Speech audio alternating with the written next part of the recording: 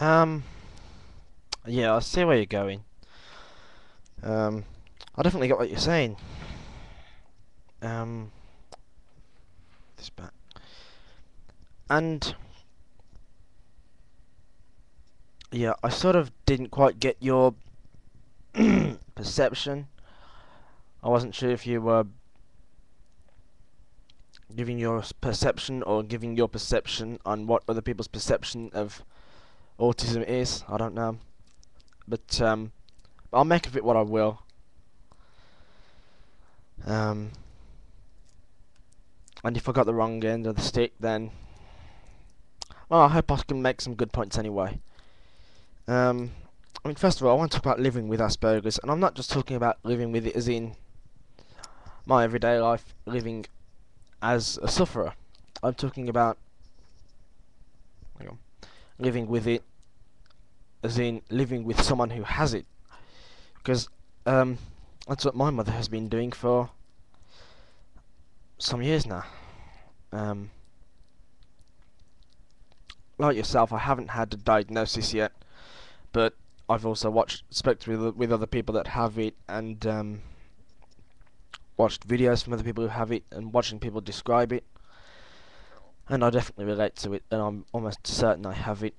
And as much as I was thinking about this earlier, because well, I have a lot of time to think about things. I think about things a lot more than most people do, um, which is part of the condition.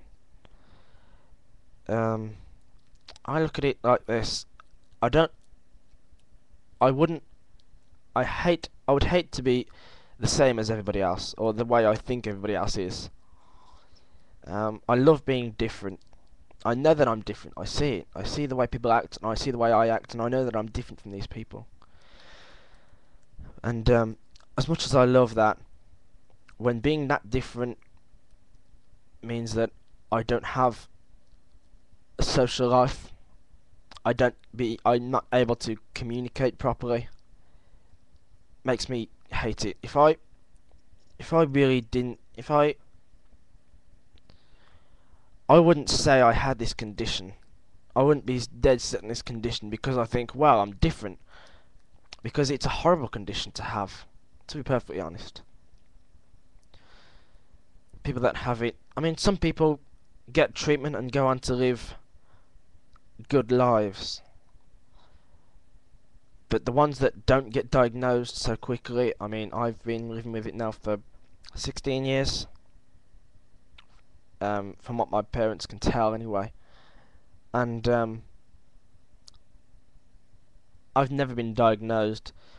I'm seeing a psychologist or psychiatrist, I can't remember which, at the end of the beginning of next month, sorry, the 8th of March.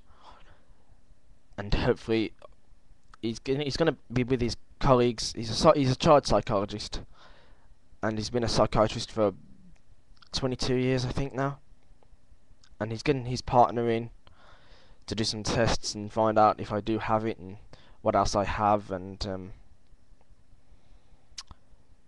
to try and understand where I'm coming from as well, because it's hard for me to make people understand me, which from what I hear also comes with Asperger's. I hate to put everything in my life onto this one condition and say, well, I'm like this because of that, because it sounds like I'm just trying to justify being a bit of a prick sometimes, or being ignorant sometimes. And I do, although I will never really admit it, I admit it to myself, and I'm going to admit it now, I do care what people think of me, and if people get me wrong, I don't like it. I hate it. It's horrible. And if I died tomorrow, or if someone I knew who I wanted to know the real me but could never understand it, died tomorrow thinking that I was this person when actually I'm not, um, that wouldn't be a nice feeling to know that that person died thinking that I was like this, even though maybe in reality that person doesn't even think of me at all. If I thought that, then that would be something that's quite horrible to live with. I'd get over it eventually, but it doesn't make it any more. That doesn't make it any better. And also, can you tell other people have Asperger's? It's like being Jewish. I mean, obviously, I don't know what that's like. I'm not Jewish, I never have been. But it's like saying you can tell someone's Jewish by looking at them. I mean, people think Jews, you think the stereotypical beard, big nose, dark hair, and you think you can look at someone and say, oh, well, they're definitely not Jewish. But it just doesn't work like that, because not all Jews will have a dark hair, beard, or big nose. Usually they have one or the other, or other traits, but sometimes you just can't tell by looking at them. And it's the same with Asperger's. You can look at some people and look at the way they act and the way they talk and the way they think. Well, the way they come across. Obviously, you can't see how people think, and it's even harder to know how an Aspie thinks. But you can't tell really. Sometimes you can look at some people and say, well, he's a typical. But I mean, on the same level, you can look at a guy and say, well, he looks definitely Jewish. He's definitely Jewish. But in fact, he's not. It's just a coincidence that he has a big nose and dark hair. Same with Asperger's. You can look at someone and think, well, he doesn't handle social situations very well. He doesn't have a very active or emotional facial expression. He must be an Aspie. It just doesn't work like that. These things can just be coincidence. It can just be, I don't know, maybe that person just is somebody who is genuinely unhappy. And doesn't like social situations. Just because you don't like social situations and you don't have perhaps a normal active facial expression doesn't mean you're an Aspie. And the stereotype of Asperger's, I mean, well, I was going to talk about that, but I've just cleared that up. Basically, that pretty much comes under the same agenda. I'm not sure that's the right word. But I'm sure you see my point, and I hope I have made a point so far. This video is going to end soon. I'm not going to have time to finish up. I'm going to, over the next period of videos that I make to you, I'm going to talk about the choice people that live with it have, the way Aspies think sometimes, the way it's diagnosed, and what you said about your friend telling you maybe if you act a bit more normal, then people that you interact with would like you more and interact with you more. But I'm going to try and explain that I mean, I'm sure you know that it just doesn't work like that. I mean, one, I wouldn't want to pretend to be anything I'm not. And that includes being somebody who is very socially active and interactive. I'm just not. I'm not going to have time to talk about it anymore really in this video.